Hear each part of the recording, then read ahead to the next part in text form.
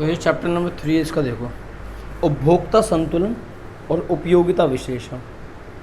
तो ये जो चैप्टर है 3 और 4 ये एक ही जैसे हैं, और इन दोनों चैप्टरों में जो बात करी जाएंगी वो बात करी जाएंगी सिर्फ उपभोक्ता को ध्यान में रखते हुए। और सबसे बड़ा प्रश्न यही है कि उपभोक्ता होता कौन है। तो सर अभी आपने कहा कि आपकी दुकान है, बताओ उपभोक्ता कौन होता है? उपभोक्ता दुकान वाला कैसे होता है? उपभोक्ता होता है, अगर इंग्लिश में बोले तो कंज्यूमर, और एक शब्द होता है कस्टमर। उपभोक्ता वो व्यक्ति होता है जो चीज़ों को इस्तेमाल करता है और अपनी ज़रूरतों को पूरा करता है और संतुष्ट होता है। सीधी सी भाषा, एक उपभोक्ता वह आर्थिक एजेंट है जो अपनी आवश्यकताओं को प्रत्यक्ष रूप से संतुष्ट करने के लिए अंतिम वस्तुओं और सेवाओं का प्रयोग करता है। उपभोक्ता कस्टमर होता है। एक शब्द होता है कस्टमर, एक होता है कंज्यूमर। कस्टमर वो होता है जो सिर्फ सामान खरीदता है, और उपभोक्ता वो होता है जो उस सामान का इस्तेमाल करे। अब इनमें मैं डिफरेंस बताता हूँ। अगर एक दुकान पे हमारे आए कि भैया हमें ना एक लीड चाहिए, वो कस्टमर है। अगर वो उस लीड को इस्तेमाल भी करेगा तब वो कंज्यूमर बन जाएगा। लेकिन कई बार ऐसा होता है कि बड़ा भाई लीड खरीद के लाया तो वो तो कस्टमर की श्रेणी में रहा, इस्तेमाल उसको छोटा वाला भाई करे तो छोटा वाला भाई क्या बन गया? कंज्यूमर।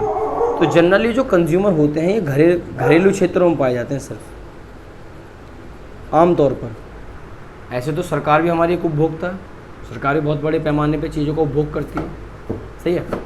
तो उपभोक्ता वो ये कह रहा है ना कि एक वह आर्थिक एजेंट है जो अपनी आवश्यकताओं को संतुष्ट करने के लिए वस्तुओं और सेवाओं का क्या करता है? प्रयोग करता है। तुम्हें गर्मी लग रही है, तुमने पंखा चला लिया, ये उपयोग करना हो गया। भूख लग रही है, खाना खा लिया, ये उपयोग करना हो गया। सामान्यतः एक व्यक्ति को उपभोक्ता कहा जाता है, किंतु व्यवहार में उपभोक्ता शब्द का प्रयोग संस्थाओं, व्यक्तियों या व्यक्तियों के समूह, आर्थिक परिवारों के लिए किया जाता है। वैसे तो उपभोक्ता किसी एक व्यक्ति के लिए आता है, लेकिन वो क्या कह रहा है, आप उसमें संस्थाएं ले सकते हैं कि जी ये फलानी संस्था है, ठीक है। उसमें व्यक्तियों, एक से ज़्यादा व्यक्तियों को ले सकते हैं, और व्यक्तियों के समूह को ले सकते हो। संस्था क्या होता है? संस्था हो जाती है जैसे एक ऐसा मान लें कि हम सारे मिलकर पेड़ लगाने लग जाएं तो हम एक संस्था कहलाएंगे। फिर फॉर्म कह दो। कुछ संस्थाएं ऐसे जो चीज़ें बना के बेचती हैं, इस प्रकार से। उपभोक्ता व्यवहार से अभिप्राय उस विधि से है जिसके द्वारा उपभोक्ता ये चुनाव करते हैं कि वे अपनी आय किस पर खर्च करेंगे। उपभोक्ता अपने खर्च को उपयोगिता प्राप्त करता है। उपभोक्ता अपनी आय को इस प्रकार खर्च करता है कि उसकी दी हुई आय और वस्तुओं तथा सेवाओं की दी हुई कीमतों से अधिकतम उपयोगिता प्राप्त हो सके। बड़ा अजीब है यार ये बुक का। अब इसी तरह उन्होंने उपयोगिता शब्द इस्तेमाल कर दिया। उपयोगिता का मतलब क्या होता है? मेरी बात सुनो। ये कोई व्यक्ति है, ये कोई व्यक्ति है, सही है। हम इसको उपभोक्ता बोलेंगे। क्यों? ये अपनी कमाई को अपनी ज़रूरत की चीज़ों पे खर्च करेगा, सही है। और जो चीज़ उसने ख़रीदी है, सपोज़ करो टीवी ख़रीदा है तो टीवी देखेगा, एंजॉय करेगा, पिक्चरें देखेगा, गाने सुनेगा, सब कुछ करेगा। तो वो कहते हैं उसको उपभोग करना, इस्तेमाल करना। उपभोग का मतलब खाना भी होता है कि उपभोग करे, मतलब उपभोग लगाओ। ये कहते हैं ना भोग लगाओ। तो खाना भी उपभोग है, चीज़ें इस्तेमाल करना भी उपभोग है। तो वो व्यक्ति जो चीज़ों का इस्तेमाल करके अपना ज़रूरतों को पूरा करता है, अपने आप को संतुष्ट करता है, वो उपभोक्ता कहलाता है। और शब्द आता है ये उपयोगिता। क्या होता है? वो जो उस वस्तु को उपभोग करने से संतुष्टि मिलती है उसको कह देते हैं उपयोगिता। यानी किसी वस्तु की जो संतुष्ट करने वाली क्षमता है ना, वो क्या कहलाती है? उसकी उपयोगिता कहलाती है, सही। अब देखो आगे उपयोगिता की अवधारणा, नेक्स्ट वाला कंसेप्ट ये है। वस्तुतः तो सेवाओं के उपभोग से मानवीय इच्छाओं की संतुष्टि होती है। आप वस्तुओं सेवाओं का उपभोग करते हैं, उससे जो आपकी मानवीय इच्छाएं हैं वो क्या होती हैं? संतुष्ट होती हैं। उसी संतुष्टि को कहते हैं उपयोगिता। जब आप एक कप चाय का उपभोग करते हैं तो आपको संतुष्टि प्राप्त होती है। इस संतुष्टि को उपयोगिता कहा जाता है। अतएव उपयोगिता को किसी वस्तु के उपभोग से प्राप्त होने वाली, ठीक है, संतुष्टि के रूप में परिभाषित किया जाता है या किया जा सकता है, अथवा इसकी परिभाषा किसी वस्तु की आवश्यकताओं को संतुष्ट करने की क्षमता के रूप में भी दी जा सकती है। एक वस्तु हमें कितना संतुष्ट कर सकती है उसको क्या बोलते हैं? उपयोगिता। कह रहा है ना ये किसी वस्तु की आवश्यकताओं को संतुष्ट करने की क्षमता। किसी वस्तु की किसी वस्तु की आवश्यकताओं को संतुष्ट करने की क्षमता। एग्जाम्पल ले लो, गर्मी बहुत पड़ रही है, एक तो होता है हाथों का पंखा, दूसरा पंखा है सिंपल वाला जो हमारा सीलिंग फैन होता है जो छतों में लगे रहते हैं, फिर एक होता है कूलर, फिर एक होता है एसी। ये सारी चीज़ें ऐसी हैं जो अपने अपने स्तर पर कार्य करती हैं। किसी से पूछे कि कहाँ कौन से कमरे में सोना पसंद करेगा, भाई एसी वाले में सुलवा दे। क्यों? वहाँ जो मिलने वाली संतुष्टि है वो सबसे ज़्यादा है। सही है। तो एसी की जो संतुष्टि करने की जो तीव्र मतलब जो संतुष्ट वो करता है वो उसकी उपयोगिता को दर्शाता है। ठीक है। तो ये 1 नंबर के हिसाब से बहुत आराम से उपयोगिता, हाँ उपभोक्ता कौन होता है, उपयोगिता कौन होता है, ये मात्र 1 नंबर के दम पे हम पढ़ते हैं। अब तुम्हें संतुष्टि मिलती है, उस संतुष्टि को जो मापा जाता है वो 2 तरीके से मापा जाता है। एक तो होता है गणनावाचक और एक होता है क्रमवाचक। गणनावाचक का मतलब है कार्डिनल, जो हमें इस चैप्टर में पढ़ना है, ऑर्डिनल पढ़ेंगे अगले चैप्टर में। सही है। कार्डिनल का मतलब है आप जी 10 में से कितने नंबर दोगे, कि हम देंगे 8, तो उसको ऐसे न्यूमेरिकल भी लिख सकते हो। सही है। क्या हम संतुष्टि को किसी रूप में माप सकते हैं? इसके संदर्भ में 2 महान अर्थशास्त्री मार्शल तथा हिक्स के भिन्न प्रकार हैं। मार्शल मानते हैं कि हम संतुष्टि को गणनावाचक जैसे कि 1, 2, 3, 4 आदि के रूप में माप सकते हैं। उपयोगिता के मापने के लिए मार्शल द्वारा दी गई मानक इकाई यूटिल्स कहलाती है। मतलब समझना क्या है, हमने तुम्हें कोई चीज़ खिलवाई, एक हमने तुम्हें मैकडोनल्ड में ले जाकर एक बर्गर खिलवाया, सही है, और फिर हमने कही 2 तरीके से सुनना कि इस बर्गर को खा के तुम्हें कितनी संतुष्टि मिली।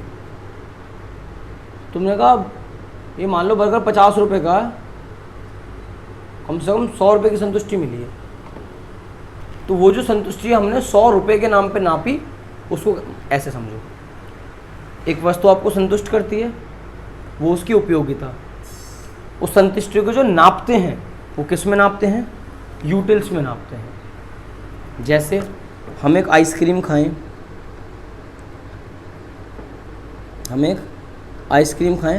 और उससे 20 यूटिल्स की संतुष्टि प्राप्त हो रही है। संतुष्टि उपयोगिता है, लेकिन जो संतुष्टि प्राप्त हुई उसको किस में नाप रहे हैं? यूटिल्स में नाप रहे हैं, नंबर दे दे के नाप रहे हैं। ठीक है। अतः जब आप एक कप चाय का उपयोग करते हैं तब आप अपनी संतुष्टि को 2 यूटिल्स या 3 यूटिल्स के बराबर प्रकट करते हैं। ठीक है। इस उपयोगिता का गणनावाचक माप कहते हैं। दूसरी ओर हिक्स का मानना है कि केवल संतुष्टि को केवल उच्च अथवा निम्न के अनुसार क्रम के रूप में दिया जा सकता है, इसे इकाई यानी कि यूटिल्स में प्रकट नहीं किया जा सकता। अतः आप यह कह सकते हैं कि एक कप चाय आपको एक कप कॉफ़ी की तुलना में अधिक संतुष्टि प्रदान करता है।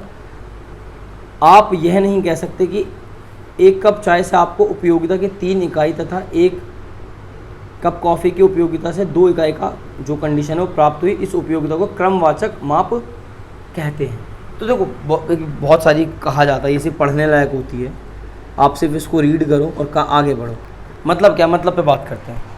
हम अपनी संतुष्टि को, अपनी उपयोगिता को 2 तरीके से नापेंगे, एक गणनावाचक यानी कि नंबर दे दे के, एक क्रमवाचक। एक तो होता ओरली, या फिर ऐसे मान के चलो तुम दोनों ने हमें पिक एंड ड्रॉप का काम करो, तुम दोनों गाड़ी चलाते हो ओला उबर किसी में भी। अब मेरे को हमारे सर ने इन्होंने पिक करा और सर आपने हमें ड्रॉप करा। एक होता है एक बंदे ने पिक करा गया वो, फिर दूसरे बंदे ने पिक करके ड्रॉप करा। ऐसे मान लो कि जब मैं यहाँ से कहीं गया तो एक बंदा लेके गया, जब मैं वापस आया तो दूसरा बंदा लेकर आया। तो तुम लोगों ने हमें प्रोवाइड करी सर्विस। अब जिसकी सर्विस बढ़िया है, जो ज़्यादा बढ़िया बंदा लगा, हम उसको पहली रैंक देंगे कि भाई नंबर 1 पे ये वाला बंदा है और नंबर 2 पे ये वाला बंदा, इस तरीके से। तो हम उसको किस तरीके से? क्रम अनुसार भी। सही है। हम तुम्हें कोई 5 चीज़ खिलवा दें कि बताओ कि फर्स्ट पोजीशन इसकी, सेकंड इसकी, थर्ड इसकी, फोर्थ इसकी, फिफ्थ, हाँ रेटिंग कर दो। रेटिंग तो चलो फिर भी नंबर्स में होती है। हमने तुम्हें 5 चीज़ खिलवा दी कि बताओ भाई किससे ज़्यादा संतुष्टि मिली, सबसे ज़्यादा सेटिस्फाई किससे हो। तो तुम लोग क्या करोगे? उस संतुष्टि उसको ना रैंक वाइज बताओगे। तो कोई कहता है कि नंबर्स में नापो, कोई कहता है क्रम में नापो। ठीक है, दोनों में नाप लेंगे। ठीक है। ये उन्होंने यहाँ चीज़ उसको लिख दी शॉर्टकट में, इसको बहुत आराम से डिस्कस कर सकते हो। फिर वो कहता है कि वर्तमान अध्याय में उपभोक्ता संतुलन की चर्चा उपयोगिता की गणनावाचक माप की मान्यता पर की गई है। मतलब वो कहता है कि जो हमारा उपभोक्ता संतुलन है, उपभोक्ता कब संतुलन प्राप्त करता है? जब वो कम पैसे खर्च करे, उसको संतुष्टि सबसे ज़्यादा मिले। उपभोक्ता हमेशा संतुष्टि के पीछे भगता, ध्यान रखना। इसे उपभोक्ता संतुलन का इसे उपभोक्ता संतुलन का उपयोगिता विश्लेषण कहा जाता है तथा अगला अध्याय इसी बात के ऊपर है। तुम्हें इस अध्याय के अंदर वो सिर्फ गणनावाचक माप ही सिखाएगा और ये जो क्रमवाचक माप है ना, ये होगा अगले चैप्टर। तो अभी तक यहाँ क्या डिस्कस करा? सबसे पहला, उपभोक्ता कौन होता है? वो व्यक्ति जो वस्तुओं का उपभोग करता है और अपने आप को संतुष्टि प्रदान करता है। या ऐसे कह दो कि वो व्यक्ति जो वस्तुएं उपभोग करके उनसे संतुष्टि प्राप्त करता है, अपनी ज़रूरतों को पूरा करता है। सही है। फिर आता है उपयोगिता क्या होती है? उपयोगिता होती है कि किसी भी वस्तु की जो क्षमता पावर होती है कि कोई वस्तु हमें कितना सेटिस्फाई कर रही है, उस संतुष्टि को बोलते हैं उपयोगिता। और गणनावाचक माप के अंदर उस उपयोगिता को नापते कैसे हैं? यूटिल्स में, और अगर मतलब नंबर्स में। और क्रमवाचक माप में हम संतुष्टि को कैसे नापते हैं? क्रम अनुसार। भाई कैसे लगा? बढ़िया, जेन्युइन। ये वाला होता है ना, जेन्युइन। ये क्या ओरली तो है कि कितने नंबर देगा कि भाई इसको तो मैं पहली पोजीशन पर रखूँगा, पहली पे, और इसको लास्ट पे। तो ये जो हमने क्रम दिया उनको, वो किसके अंदर आता है? क्रमवाचक माप के अंदर। हाँ, तो ये यहाँ तक कवर होता है जेन्युइनली।